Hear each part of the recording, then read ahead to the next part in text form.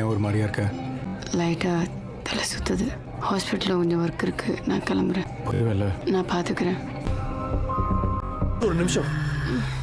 Nurse, அவிலன் DEXA சீக்கிரம் கொண்டு வாங்க. Okay doctor. நீ ஐயா இருக்கும்போது இப்போ எதுக்கு அவர் போய் ட்ரீட் பண்ண? நான் குடிக்கல குணா. பக்கத்தில் வந்தாலே ஆல்கஹால் ஸ்மெல் அடிக்குது. உன்னால இப்போ ஒரு சீரியஸாக இருக்கு தெரியுமா? நீ வாங்க. இது நம்ம 3 பேர் தவிர வேற யாருக்கும் தெரியக்கூடாது. நீ எதுக்கு ட்ரங்கா இருக்கும்போது பேஷண்ட் வந்து ட்ரீட் பண்ண? அது சோஷியல் மீடியா இன்டர்நெட் ட்ரெண்ட் ஆயிட்டு இருக்கு. அது பெரிய பிரச்சனை ஆயிடுச்சு. வேற நான் ட்ரிங்க் பண்ணல அர்ஜுன். என்னோட விஷயத்துல நீ எந்த வகையில இன்வால்வ் ஆகலை மட்டும் சொல்லு. அவளுக்கு தெரியாம அவ ட்ரிங்க்ல ஆல்கஹால் கலந்தது நான் தான். ஏய், அந்த பேஷண்ட் செத்து போயிருப்ப. மட்டும் ரீனாவோட வேலைக்கு ஏதாவது பிரச்சனைங்கிற மாதிரி தெரிஞ்சுன்னு வச்சுக்க, அவளை காப்பாத்துறதுக்காக நான் என்ன வேணாலும் பண்ணுவேன். என்ன பேசுறேன்னு தெரிஞ்சுதான் பேசுறியா நீ? அவளுக்கு தங்கறதுக்கு ஒரு இடம் கொடுத்து அப்பா ஸ்தானத்துல இருந்து பாத்துக்கிட்டடா. ரீனாக்கு மட்டும் நீ இப்படி என்கிட்ட பேசினேன்னு தெரிஞ்சிச்சு, அவளுக்கு வர கோபம் இருக்கே, நம்ம 2 பேராலையும் தாங்க முடியாது. ரீனா கண்டிப்பா என்னாலும் உன்னை விட்டு போக மாட்டாடா. எனக்கு ரொம்ப பயமா இருக்குடா.